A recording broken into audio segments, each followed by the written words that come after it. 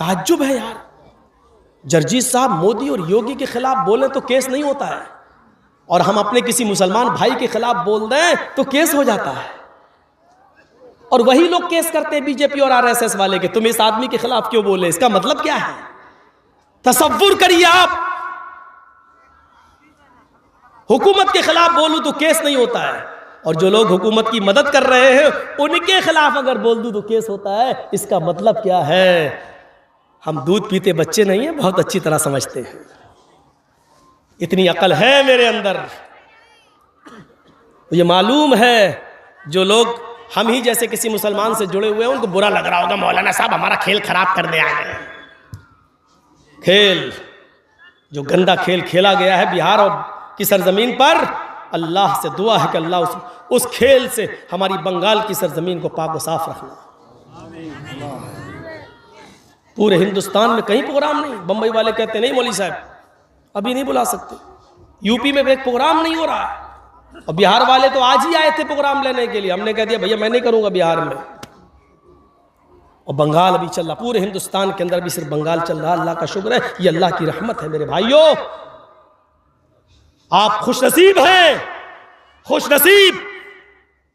हम लोगों से पूछिए कि डर लगता है रात में सो रहे हैं घर पर कि कोई फर्जी मुकदमा लेकर पुलिस ना आ जाओ, ठोंक ना दे जेल के अंदर जाओ।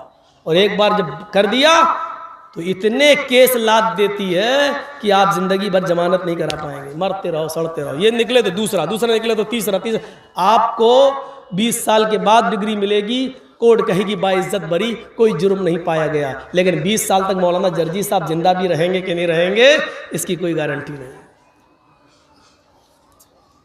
हमारे अमाल का नतीजा है।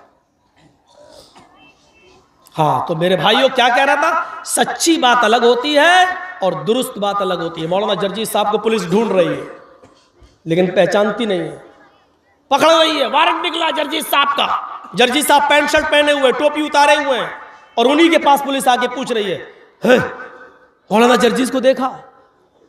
मुझे से पूछ रही है।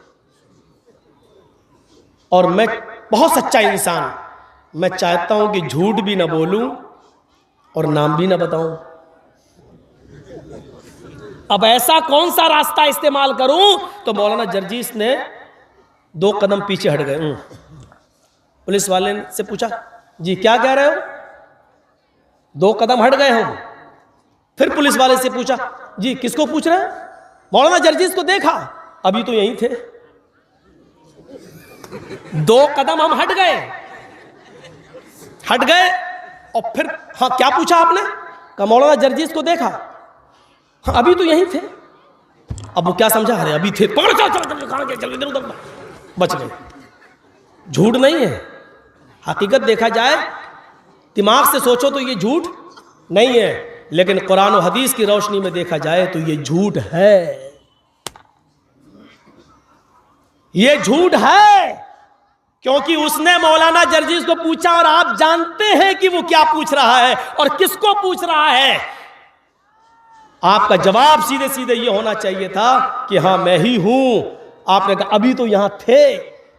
आपने उसकी बात का सीधे सीधे जवाब नहीं दिया, घुमा के जवाब दिया। अल्लाह ताला क्या कहता है कि जब भी बोलो तो सीधे सीधे बोलो, दुरुस्त बोलो। यहां ये नहीं कहा जा रहा कि सच बोलो। मौलाना जर्जी साहब कोई बिजनेस करते हैं, माल लाते हैं, मालदा बेचते हैं, कलिया चक बेचते हैं। अब हमारे इटावा में कोई आदमी मुझसे कहता कि साहब माल लेके, अरे कल कहाँ थे? मैं नहीं बताना चाहता कि कलिया चक था, मैं नहीं बताना चाह रहा हूं कि मैं मालदा था। अब वो पूछ रहा कि बताओ कल कहाँ थे, 12 बजे आप कहाँ थे? मैं झूठ भी नहीं बोलना चाहता हूं। मैंने उसको कह दिया जमीन के ऊपर था, आसमान के नीचे था। हकीकत में दिमाग लगा के देखा जाए तो ये झूठ नहीं है। अरे मैं था तो जमीन के ऊपर ही था और आसमान के नीचे ही था, लेकिन सच्चाई ये है कि ये झूठ है, क्योंकि ये तो वो भी जानता है कि आप जमीन के ऊपर थे और आसमान के नीचे थे। वो ये नहीं जानना चाहता है कि आप किस जमीन के, और ये जानना चाहता है कि आप रात दिन के 12 बजे कौन से शहर में, कौन से मार्केट में, कौन से बाजार में थे। आपको अगर नहीं बताना है तो साफ कह दीजिए कि मैं नहीं बता सकता, मैं कहाँ था मैं आपको नहीं बता सकता, इसमें कोई बुराई नहीं है। आप सच बोल दीजिए मैं आपको नहीं बता सकता, भाई मैं नहीं बताऊंगा, लेकिन आप ये मत कहिए ज़मीन के ऊपर और आसमान के नीचे।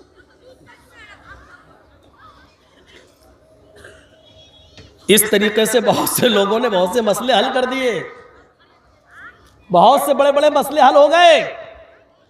कुरान कहता है या अय्युहल्लज़ीना आमनुत्तकुल्लाहा हक्का तुकातिह वला तमूतुन, या अय्युहल्लज़ीना आमनुत्तकुल्लाहा वक़ूलू क़ौलन सदीदा, अहले ईमान अल्लाह से डरो और जब भी बात करो तो दुरुस्त बात करो, सीधी बात करो। क़ौलन सदीदा, सदीद तस्दीदुस सहम। कभी आपने तीर को देखा? तीर, उसको अरबी में क्या कहते हैं? सहम। कमान में लगाया, अब इस रॉड में हमें मारना है, ये ट्यूबलाइट जो जल रही है, कमान से तीर को हमने छोड़ा तो तीर बिल्कुल सीधे जाएगा, सीधे, इधर उधर नहीं होएगा, सीधे जाएगा और ट्यूबलाइट से टकराएगा, ट्यूबलाइट फूट जाएगी। तो जैसे कमान से तीर निकलता है वो बिल्कुल सीधे निशाने पर जाता है, ऐसे ही तुम्हारे मुंह से जो बात निकले वो सीधे कहने वाले की मर्जी के मुताबिक हो, उसके पूछने के मुआफिक हो, दाएं बाएं नहीं। यह है तकवा, यह है परहेजगारी। सीधे सीधे बोलिए, घुमा फिरा के नहीं, घुमा फिरा के नहीं।